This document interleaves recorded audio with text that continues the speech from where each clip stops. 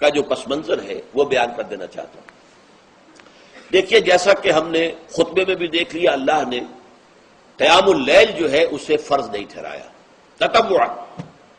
قرآن مجید میں بھی اس کا کوئی ذکر نہیں، احادیث میں اس کی تشویق و ترغیب پوری موجود ہے، ایک اور حدیث بھی ہم بعد میں پڑھیں گے اس پر۔ اس کا پس منظر کیا تھا کہ اس کو چھوڑ دیا گیا۔ اب ظاہر بات ہے مسلمانوں میں کمزور بھی ہیں، مسلمانوں میں وہ مزدوری کرنے والے بھی ہیں، روزہ تو فرض ہے ان پر، چاہے مئی کا مہینہ ہے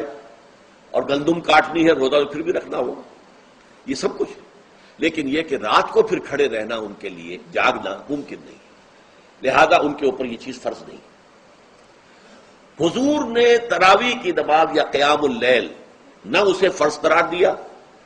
نہ اس کے بعد جماعت کوئی اہتمام کیا مستقل،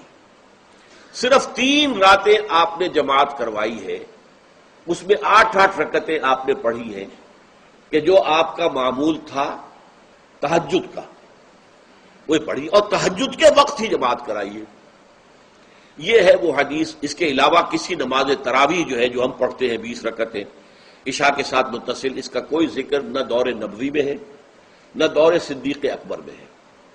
یہ دور حضرت عمر کی خلافت میں ہوا ہے،